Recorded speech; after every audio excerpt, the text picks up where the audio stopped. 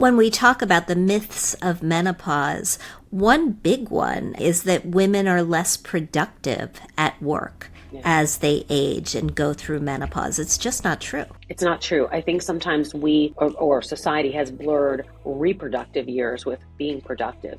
And that is something that frustrates me to the core. It's the reason for the documentary, for the book. And I'm hopeful that that shows people that this is not a time to be fearful because, look, I'm not under any delusion that sometimes it's harder for me to get out of bed in the morning. I was at a dinner last night and I couldn't see the menu, so I had to pull out my readers. So, I'm under no delusion that, that things do change. But I think our mindset also has to change during this time. And so I try to, even if it's one woman at a time, eliminate that fear of irrelevance or being invisible, because that mindset is really destructive.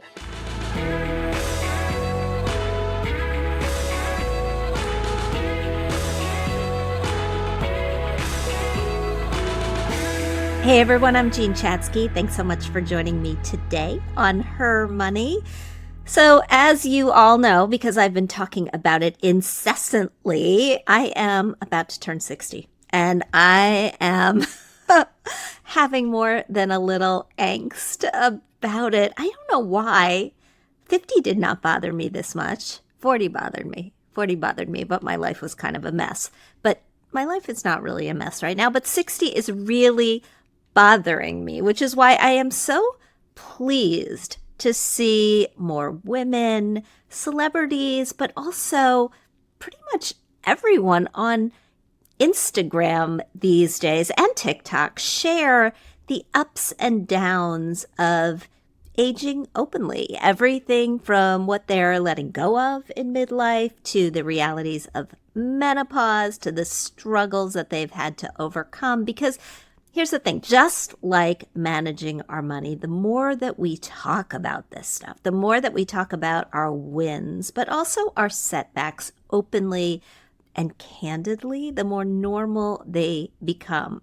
Just look at Jodie Foster. She talks about turning 60 and letting go of the baggage of trying to compete with her younger self that she felt through much of her 60s. Look at 57-year-old Pamela Anderson, who made a splash last year when she decided to walk the red carpet with no makeup on. When asked about her decision, she said it was important for her to be able to make a choice about the way that she presented herself and that she wanted to push back against the unrealistic beauty standards that we are all expected to live up to. Or take my guest today, award-winning journalist Tamsen Fadal, who's racked up over 1 million followers on Instagram as the Midlife Mentor. In her Hard Truths from a 53-Year-Old series, she shares wisdom like, you're probably apologizing too much for things you shouldn't be sorry for. Yes, guilty.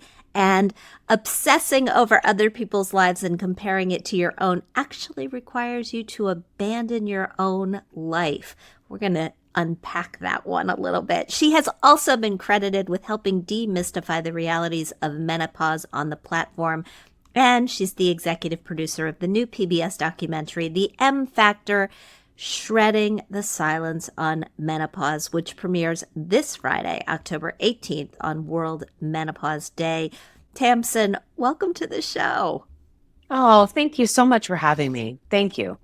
Thank you so much for being here. You were a news anchor for 30 years, and you had your first hot flash on the air in a room full of men. I can relate. That's what sent me to the doctor to get estrogen. I had a hot flash on the air, and I had many.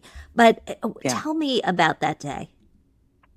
Yeah, I didn't even know what was going on, and I look back and I realized that I had been having all of these symptoms, that we've now learned and uncovered and have shared.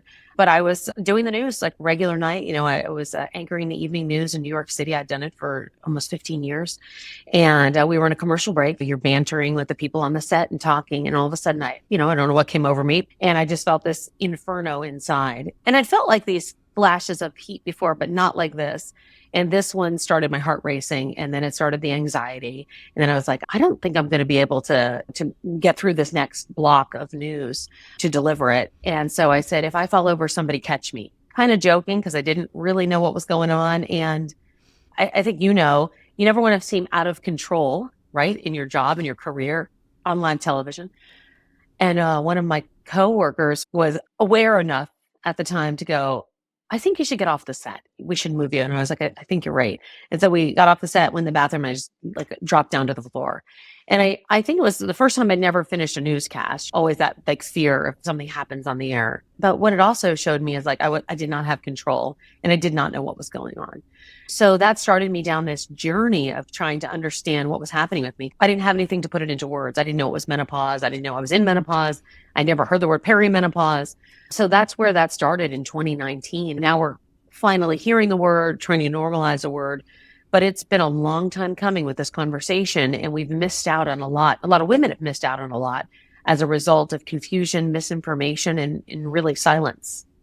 Absolutely. Flash forward, and you decided that you were going to leave that job, that you were going to focus on, as you say, rewriting the narrative for women in midlife. That was a very big decision. It was a very big change. What made you decide, all right, I'm actually going to take this leap? It was a scary decision, I'll be honest. It was one of those things where you go, what am I doing? Like I've worked my whole life to be sitting here in New York City. Like this is my, this was my bucket list. But I really found in the course of figuring it out that, it didn't come like I didn't wake up one morning and decide. It was really hard to do. It didn't come easy for me. And I had a lot of struggle with it. But I realized where I was at that time in my life, my focus, my story, what I wanted to share had become something much more deep and personal and purposeful. And so I didn't really know what it looked like. I really didn't. I had done a lot of sharing this on social media. And so I was living kind of two lives. I was on social media all the time talking about it, sharing with this community, getting really emotionally attached to this community, and then going into work and doing my job. And I realized that I had a bigger story to tell to be able to share. And that's how I started to move forward with it. And so it took a few years. I did this like, I'm ready. Okay, I'm not ready yet. I'm ready. I'm not ready. And it took preparation financially. It took a lot of different things to put into place to make sure that I felt comfortable doing that. Talk about the financial preparation part of it. We're a money show. I mean, as an anchor in New York City, you were undoubtedly paid pretty well. That in and of itself is scary. Yeah, really scary. I think what was most important to me, I'd gone through a really bad divorce when I was 41 years old, and it knocked me for a loop. I was $100,000 in debt. I was clawing to get out of that credit card debt, failed business. And so I really knew the sears of money. Like I lived them, had them, grew up with them. That's why that really wasn't an easy decision. I'd always made my own money, always, been in control of that, always worked really hard to make sure that would never happen again. So I had to prepare for that. I had to make sure that I had some things locked into place. I had to make sure that I was saving the right way to prepare for those days that things weren't going to necessarily work out. I had said no to a lot of things because being in news, you can't take money for certain partnerships or speaking engagements. And I knew I wanted to do a documentary and a book. And neither one of those things make you rich, for sure.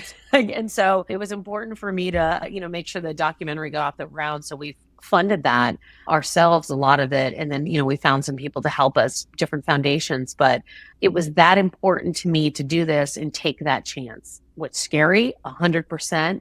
But I feel like it's almost been a year now to the day that I left. And I'm so happy with this decision I made. But it didn't come without a lot of waking up in that cold sweat that wasn't a hot flash going, what did I do? Did you go through a planning process that allowed you to give up the paycheck for a little while?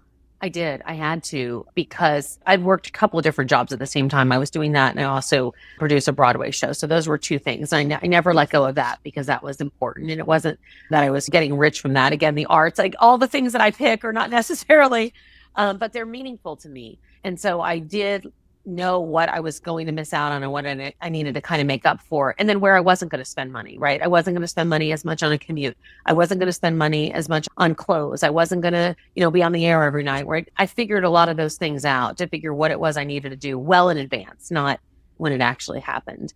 And then I knew what my different revenue streams I thought were going to be. And some worked and some, didn't. I had to be honest with myself a lot of different times. Like, you have all these great ideas. You can't necessarily afford to do that one right now. And so it's been a just trial and error, but it's been important to me to do that. And, I've been lucky enough to feel that I was preparing for it well in advance and not thinking that it was going to be an overnight success. So I took about a year to make that preparation with saving and putting money aside to know that there was not going to be anything coming in.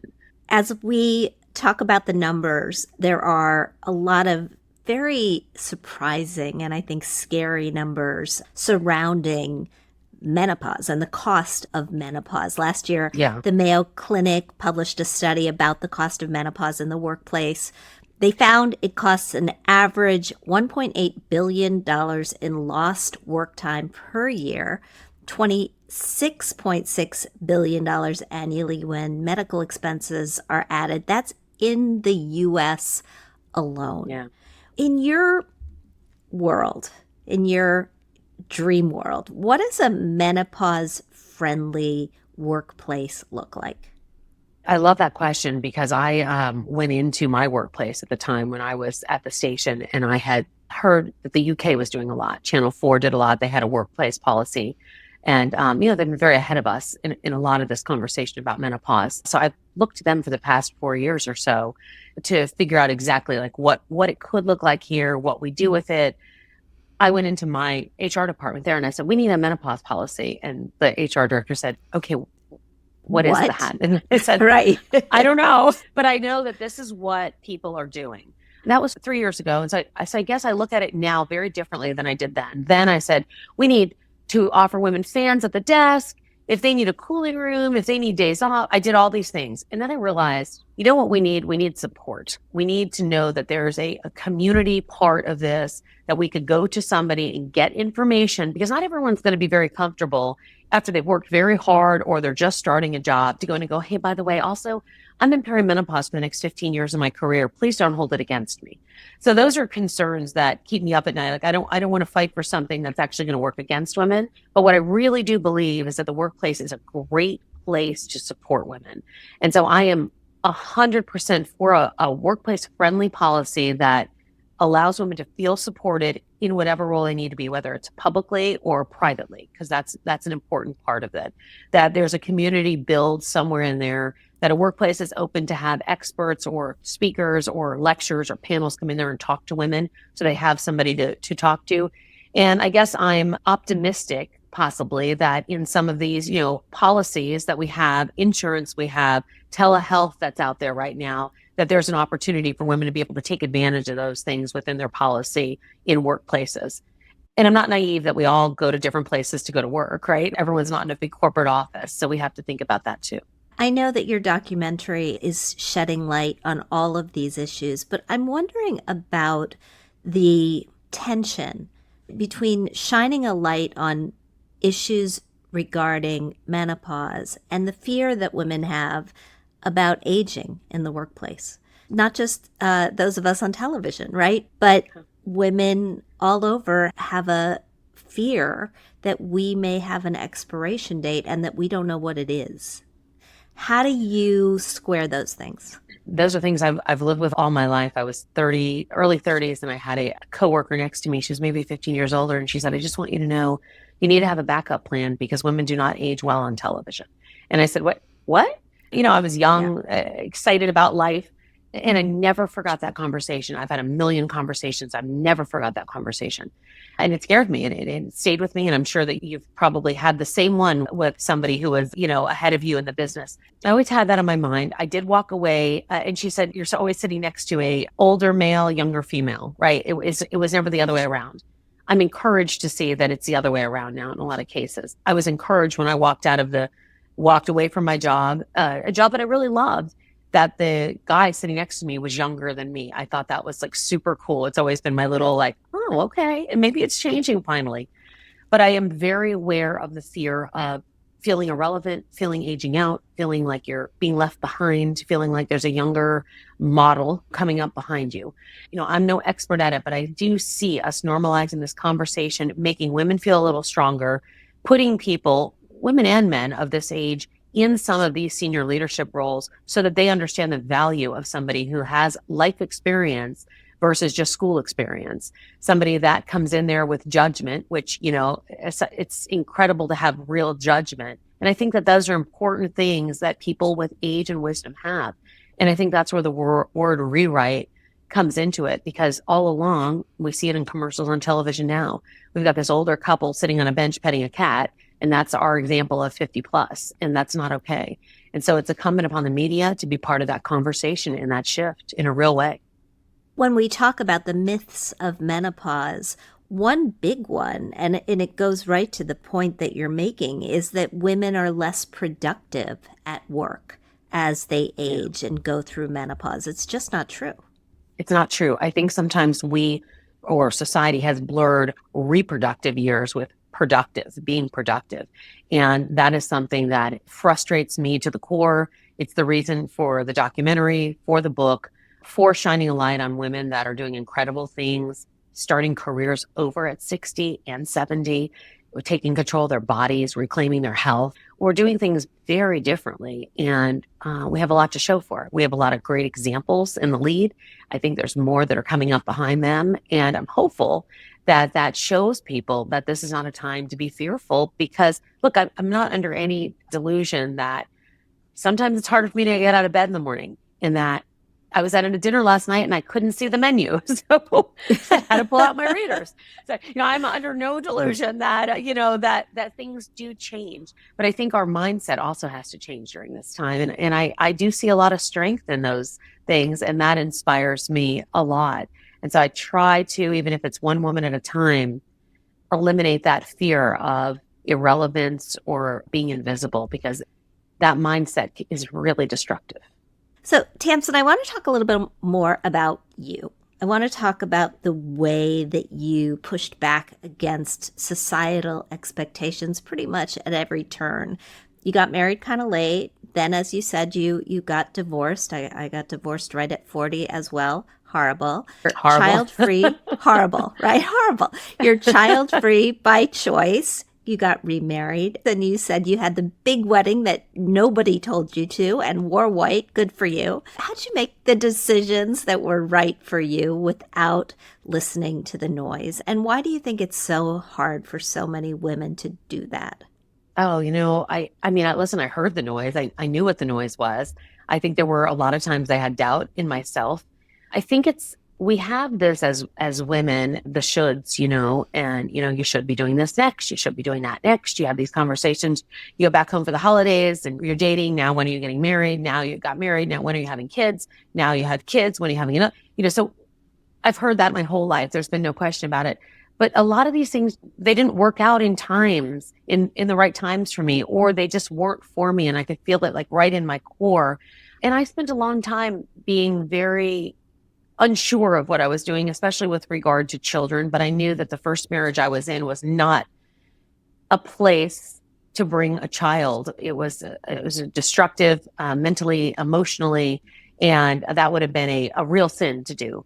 And going through a divorce, as you know, erases several years of your life in some ways, because you're just battling a lot at the same time. And then getting remarried at 50 was also equally scary, because I had made the decision at 40, I'll never get married again. But I said it over and over to a point I had to go back and running like, I know I said that, but I am getting married again. I met somebody that I want to walk the world with, and that's a neat thing. It's very different from the marriage I had in my late 30s. And then with regard to children, that was a bit of a struggle for me. I wasn't exactly sure what I wanted to do, but I knew I didn't want it badly enough to bring a child into the relationship I had or where I was after my divorce. And so when I started talking about it, I didn't know it was going to resonate quite so strongly. And I actually thought I was going to get some pushback from it. It was interesting. I got women like just reaching out with these raw emotional stories. I had a woman stop me earlier this week and say, "Thank you for letting me know it's okay if I decide not to have children." And I said, oh my gosh, like I have a real responsibility now if I'm sharing because, when I'm talking, I'm sharing my story. But when you share your story, there's impact, right? And so I guess I just feel like now I don't hear the noise. I did for a while. I don't hear the noise. And now I'm like, I don't want you to hear the noise. So I'm hoping that those lessons that I learned, in time, I can share somehow. I didn't have a mom to say, hey, I'm thinking about not having children. Is that okay? I didn't have any of that. My mom died early. And I just think you wind up making a lot of those decisions for yourself when that happens. And so that's where I am today. I think, and this is apropos of what you just said about your mom. My mom died earlier this year. I was on Facebook yesterday and saw a post from a high school friend who is an actress on Broadway, never had children either, and just lost her mom, and was talking about the feeling of being a daughter as the tethering relationship in her life. And Yeah. I think, it was another perspective from somebody who has just walked a different path. And what it said to me was we need to be open to all of these things. We think of HerMoney as a place where we don't judge, but we need to make sure that as far as we can see, we are not judging. Yeah, it's hard too. It's because what we think is normal for us, right, is we just assume everyone's going through the same thing, and I think that not judging is really important. I'm seeing it especially because I'm talking to a lot of women in different age groups, right? So I'm talking to women in their 30s and their 40s, 50s, 60s, and all of us are tackling something a little bit different in those seasons of our lives. I try to make sure that if women do hear that judgment, and we're going to hear it. Obviously, we hear it all over the place. We hear it within our family. We hear it within our friends. Sometimes we hear it in our workplaces, that they just know who they are and they can stand in that, and that's okay. And it went to those years that all my friends were having children and I didn't. And I was like, gosh, did I do the right thing? Because you do ask those questions. And I've had people say to me, like, the only love you know is if you have a child. Well, that's not a fair thing to say to somebody. That's not a fair thing to say. I know love. I have a nephew and I have a husband and I have stepchildren, my bonus children. I feel like when we say those things, it's so detrimental. And so I just hope that I can counter that if people see those videos or read those statements or any of that. I think it's important. And I don't know that, you and I are in the same age group. We didn't grow up with a lot of that lack of judgment. I think we grew up with a lot of judgment, and especially in a career with a lot of men and a lot of infighting and competitiveness and competition and comparing. And so it feels good to kind of let those things go. There's a lot more time. I have a lot more time on my hands. It's great. Absolutely. All right. And finally, and this is a little off topic, but my audience also loves it when we talk fashion. I have to know, how has your personal style changed as you've gotten older? And where do you get the great vest pant combos? We all need spill a little tea. First, I need this so I'm not sweating all the time. I love vests. I'm all over the place with that. And I don't even know why, like, high neck, low neck. I have another one I'm going to change into it a little bit. So I've had fun with these. I went from the jackets, I went from the newsgirl dresses that had no sleeves so I could not sweat, to jackets that made me sweat. And then I was like, why do we have sleeves on these things? And when vests started coming out, I thought, is this a trend or can I just live with this? So now I'm just loving the whole vest season. And so I shop anywhere online mostly because it's just easier. And I'll buy 2, return 1, or try to get if I find one I love, I'll get 3 of them, so I'm more practical about that kind of stuff than everything has to be a different look every single day of my life. Cause I don't have the patience for that. I need granimals where you remember with the little animals and you push them together. Yes. Elephant goes the elephant. That's what I kind of need. So that's why the vests are easy for me. I think fashion changed just because we can relax with it, right? Yeah. We don't have the feeling that we're going to get it wrong so often. Right? Exactly right. That's right. Tamsen, this has been a pleasure. Thank you so much for being here. Thanks. Where can I send people to get more information on you, the book, the doc, all the projects? Thank you so much. TamsenFadal.com is perfect. My Instagram too. We put everything up there. And the M Factor is coming out shortly. And then my book is How to Menopause, and that'll be out early next year. So exciting. If our listeners have questions for you, will you come back and answer them? Oh my gosh, I would love to. I'd be honored to. Fantastic. All right. Thank you so much.